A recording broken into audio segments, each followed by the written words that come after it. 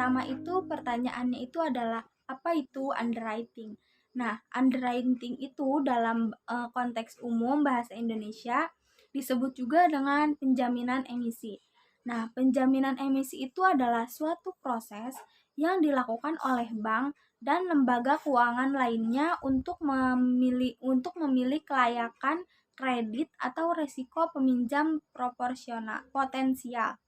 Nah, sedangkan pada asuransi, underwriting itu adalah proses yang dilakukan untuk mengidentifikasi dan menyeleksi resiko atau juga mengelompokkan tingkat resiko serta pengambilan keputusan terkait kondisi calon nasabah asuransi.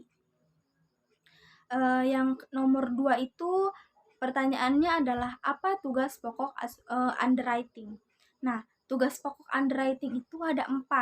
Yang pertama itu mengumpulkan informasi nasabah. Yang kedua itu melakukan verifikasi data nasabah tersebut.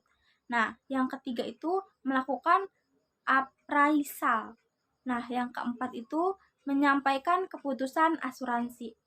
Yang ketiga pertanyaannya itu jelaskan prosedur underwriting. Nah, prosedur underwriting itu terbagi menjadi 3. Nah, yang pertama itu pengajuan data dari calon nasabah. Nah, yang pertama itu pertama-tama calon nasabah akan mengisi data-data yang telah disyaratkan oleh pihak asuransi tersebut. Nah, yang kedua itu mengidentifikasi risiko. Nah, underwriter akan mengidentifikasi resiko yang dimiliki oleh calon nasabah dari data-data yang telah dikumpulkan tersebut. Yang ketiga, mengelompokkan resiko. Nah, setelah mengidentifikasi resiko, underwriter akan mengklasifikasikan resiko-resiko yang dimiliki oleh calon nasabah ke beberapa kategori tersebut. Selanjutnya nomor 4.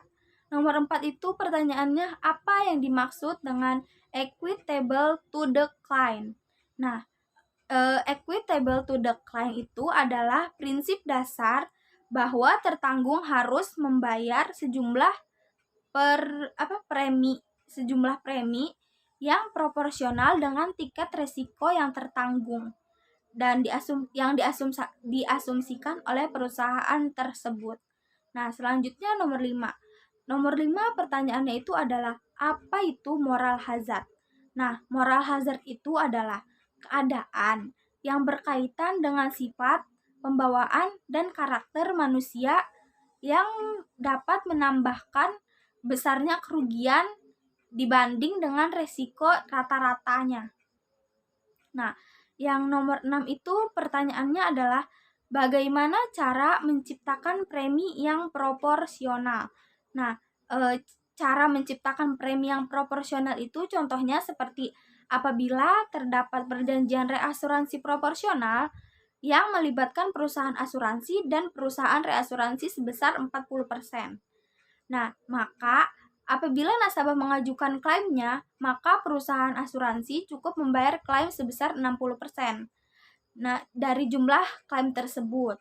Sedangkan sisa 40%-nya ditanggung oleh perusahaan reasuransinya. Dan nomor yang selanjutnya itu nomor 7 dengan pertanyaannya itu adalah bagaimana prosedur yang dilakukan oleh field underwriting. Nah, prosedur dari field underwriting itu dari setiap produk itu berbeda-beda berdasarkan karakteristik mereka masing-masing. Nah, proteksi penuh dirancang sebagai produk underwriting sederhana dengan ketentuan usia dan persyaratan administratifnya saja. Nah, selanjutnya itu nomor 8. Dengan pertanyaan apa yang dimaksud dengan reasuransi.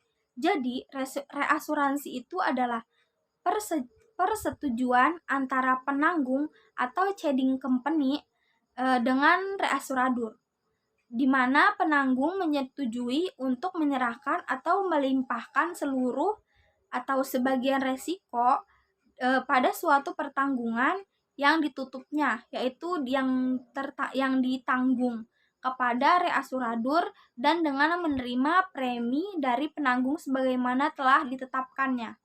Nah, yang selanjutnya nomor 9, apa fungsi dari reasuransi? Fungsi reasuransi itu bisa membuat kerugian atau direct insurance menjadi pasti.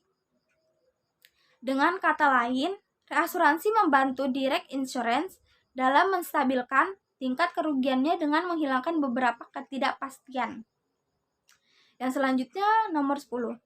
Pertanyaannya itu, apa yang dimaksud dengan yearly renewable term? Jadi itu tuh bisa juga disebut dengan asuransi jangka waktu. Nah, asuransi jangka waktu itu dengan jangka waktu 5 tahun yang pada akhir masa asuransinya dapat diperbarui lagi dengan jangka yang sama atau lebih, dan seterusnya sampai usia tertentu tanpa bukti dapat diasuransikan.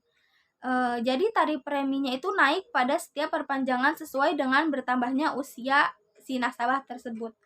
Nah, nomor selanjutnya itu 11 dengan pertanyaan, jelaskan tentang fakultatif obligator tertis. Fakultatif obligator tertis itu merupakan suatu kerjasama di mana ceding company bebas menentukan. Nah, fakultatif itu apakah akan atau tidak akan mereasuransikan resiko, dan apabila ceding company telah memutuskan untuk mereasuransikannya, pihak reasuradur wajib atau obligator mengaksep risiko yang diasuransikan atau ditanggungnya selama reasuransi itu memenuhi perjanjian tersebut. Yang selanjutnya itu nomor 12, apa itu retensi asuradur? Jadi retensi asuradur itu adalah jumlah risiko tertentu yang ditanggung sendiri oleh perusahaan asuransi dan penjaminan atau tidak dilimpahkannya kepada perusahaan reasuransi tersebut. Yang selanjutnya nomor 13, pertanyaannya, jelaskan fakultatif reassurance treaty. Jadi fakultatif itu merupakan perjanjian asuransi yang berisikan kerjasama antara ceding company atau perusahaan asuransi dengan reasuradur atau perusahaan reasuransi, di mana ceding company ini menyerahkan atau melimpahkan sebagian atas suatu risiko kepada reasuradur.